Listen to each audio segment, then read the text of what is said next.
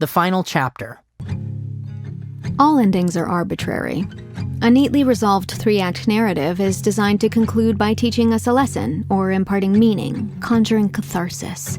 The good folks prevail, the baddies are punished, and the hero rides into the sunset having conquered the monster. In real life, we rarely get that closure, and even if we appear to, it's never quite as satisfying as one would hope. The tales of our lives are messy and full of loose threads that we ultimately just have to snip or tuck away so they don't drive us mad. Time is fluid. It's an ever-flowing stream. And when we piece together a story, we're only just panning a bit of water from the stream to see what we can find. Metal and minerals, sticks and stones. We can assign them milestones like beginning, middle, and end, but when the sediment eventually returns to the stream, it all washes together once more. This is our last episode about our time in Connor Creek, so we'll try to lay out everything we know and tie it together as best we can. But like life, if you're looking for a nice tidy ending, you're not going to find one here.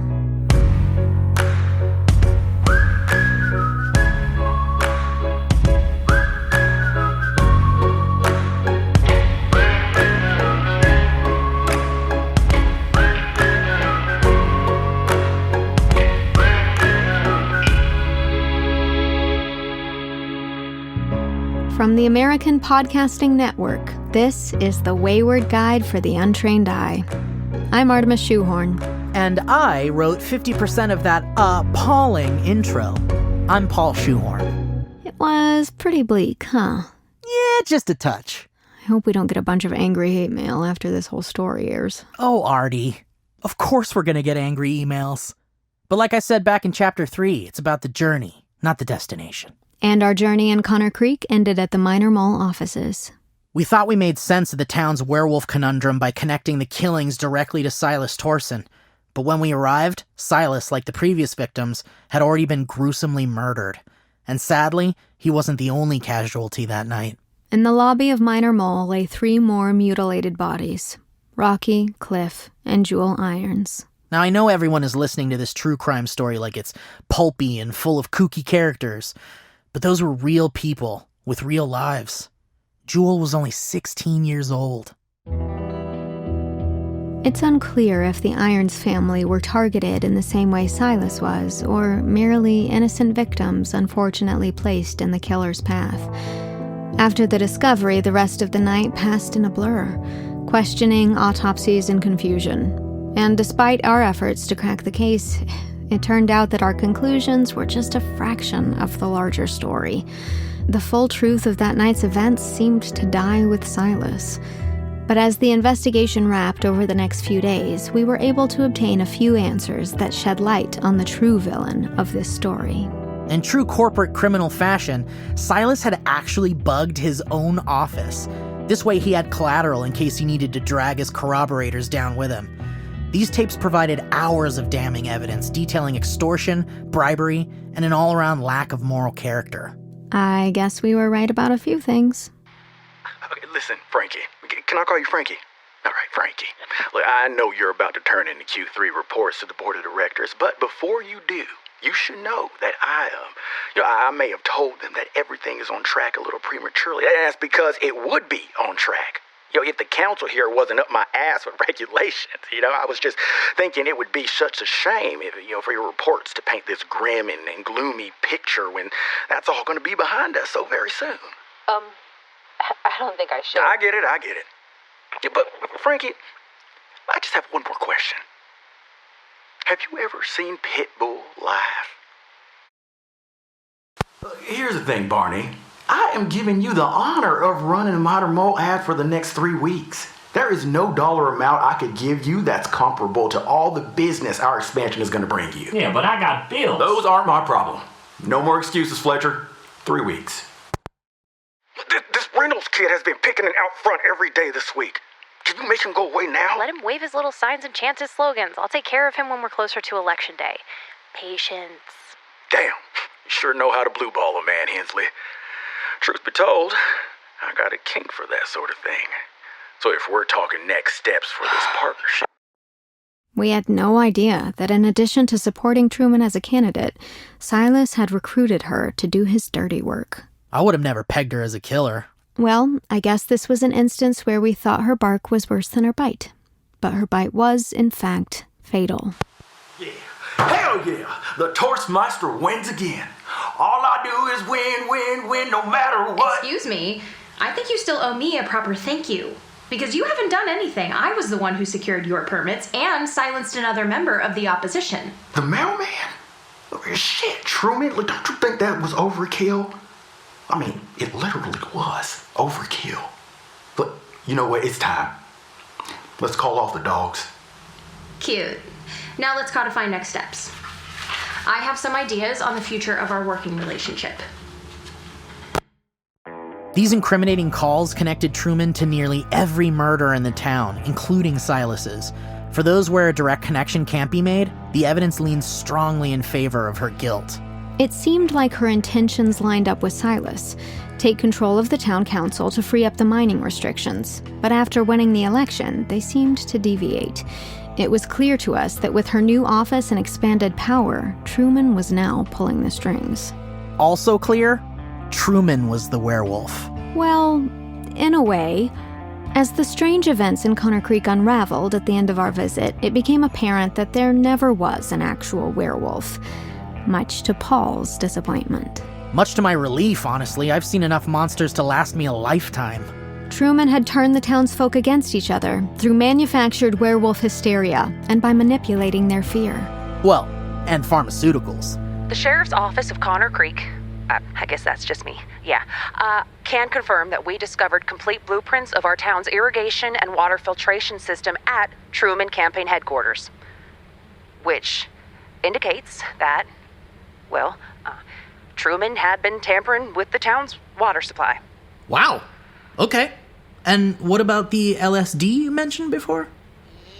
Yes. Yes. What? Yes, LSD was present in large amounts at our campaign headquarters. Yes, it was. Which means... We are unable to comment further at this time about this ongoing investigation. Sorry. Truman had been releasing potent psychedelics into Connor Creek's water supply the whole time, which totally sounds like something out of my favorite movie, Detective Dark Begins. She was trying to control the werewolf narrative by increasing the dosages at calculated intervals. And it worked. The staged murders, the suggestion of werewolves, and the ongoing drug exposure turned Connor Creek into a cauldron of fear and aggression. Aside from the horrific loss of life and permanent scars inflicted on the town, it's honestly the most punk rock thing I've ever seen in my life. Really, Paul? I'm kidding! This episode has been so morbid so far. Oh, yeah. The toxicology reports indicates lots of drugs, 100%, or 0.001%. Who cares? This is a fun time, you know what I mean? We like to party in Connor Creek, but not me. No, not me. I gotta stay sober, especially when I'm on the crock, you know? You gotta say no to drugs, kids. Come on, say it with me now. No to drugs. Booze is not a drug, right? With all this shocking evidence laid out before us, we're still left asking, why? Of all the tactics she could have employed, why werewolves? Think about it. There's nothing scarier than your neighbor, someone you interact with daily, maybe even someone you love and respect, secretly having a dark side. By something as innocuous as the light of the moon, they can turn into an uncontrollable monster and attack you.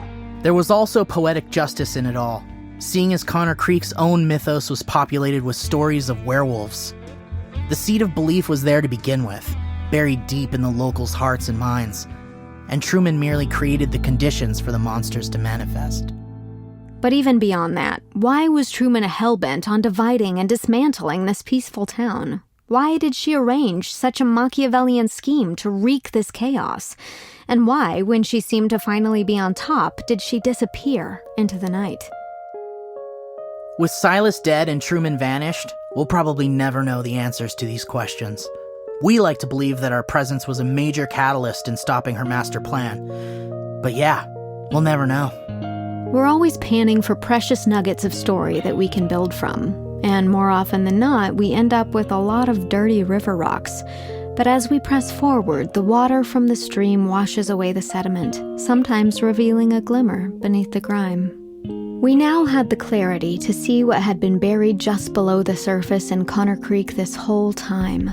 Paranoia and prejudice. Fear was the real monster, waiting to rear its ugly, fanged head at the first sign of a threat. And we all know how the town reacted when faced with their own fears. It didn't matter that the werewolf wasn't real. They still turned on one another, nearly destroying the community they were so desperately trying to protect. Sitting here weeks later, in the comfort of APN headquarters, I'm still digesting the events that went down in Connor Creek. Over the course of 1 week, we had witnessed 8 deaths. The mining executive, Silas Torson. Husband and wife, Cliff and Rocky, and their teenage daughter, Jewel. Barney Fletcher, the dino egg enthusiast. Odie Doty, the mailman. Prism, the town mystic. And our initial source. The man who started it all, Ryan Reynolds. Why they had to die was a question that would never get answered, and that was frustrating to accept. So we were left searching for some kind of silver lining in all of this. During the post-production process of Wayward Guide, I've spent hours and hours at my desk racking my brain for meaning, all the while absent-mindedly playing with the silver keychain that Ryan gave me. It's a soothing distraction, and one of the only souvenirs I have to remind me of Connor Creek. A small silver trinket engraved with the town motto, "Good enough." Ryan had sent it to us nestled in an edible arrangement. I almost choked on it. Attached to the keychain is a key. Always the paranoid type, and turns out for good reason, Ryan had sent us a lockbox of documents a week after the edible arrangement. At the beginning of our investigation, the collection of odds and ends in the box didn't really help us much. It all seemed pretty random. But after spending time in Connor Creek, we now saw the contents in a different light. It was a box of memories. A worn photo from when Aubrey won the Founders Day pie eating contest. A newspaper clipping from when Prism correctly predicted their annual snowfall. The minutes from the mayor's inaugural address to the town. Snippets of happier times for Connor Creek. There was also a scrap of paper on which Ryan had jotted down some thoughts on his platform for town council. We only had limited interactions with Ryan before his passing, so our first impression of him was fairly one-dimensional. Revisiting his thoughts revealed a simple wisdom that we had initially overlooked. Ryan Reynolds for Connor Creek Town Council. Don't undermine our town. Folks who haven't spent much time in Connor Creek, they may believe that there isn't much to it. It's just a tiny speck in the history of California. But they're wrong, you know. We may not be rich in gold, but we are rich in spirit. The people here don't just want to be good, they want to be good enough. Well, how good is enough? Who's to say? And that's the beauty of it all. It's an ongoing, ever-reaching goal. It's never quite achievable. We're constantly asking ourselves to redefine what it means to be a Connor Creekian. Now, some may say that's a foolish notion to have dreams that are out of reach, but isn't that the whole point of progress? That you can never reach the finish line because, well, there isn't one at all. Progress means different things to different folks.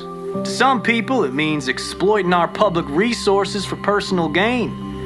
To some others, it means sacrificing the character of our entire beloved community for the promise of jobs for a few. And for some others, it means valuing capital and property over the lives and dignity of our neighbors. But that kind of progress isn't good enough for our town. Now, I've been hearing the phrase never settle getting tossed around a lot lately, and on the surface, yes, my opponent's slogan implies progress. It appears to share the pursuit of that which is never quite achievable, but it's also loaded with cynicism. It suggests that there's always something lacking, something to gain no matter what the cost, that our people weren't even good enough to begin with. But I know, from living in Connor Creek my entire life, that the people here are extra special. So sure, Miss Hensley, let's move forward together, let's. But let's do it while keeping our collective interests at heart. In Connor Creek, we may not have big industry, sensible street names, or the latest Palm Pilot, but we have one another. And having each other's backs, well, that'll always be enough.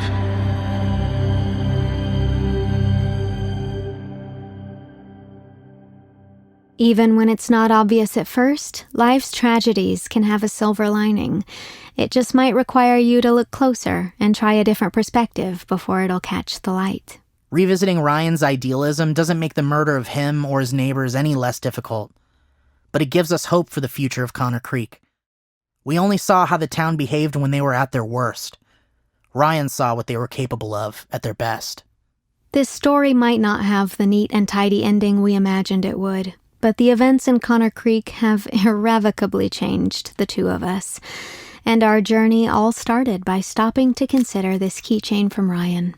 Utilitarian, often overlooked, made of a sterling silver alloy. Because, as we've learned, silver is rarely found alone. When combined with other metals, it's stronger together, just like the cozy little mountain town it came from. And for now, that's good enough.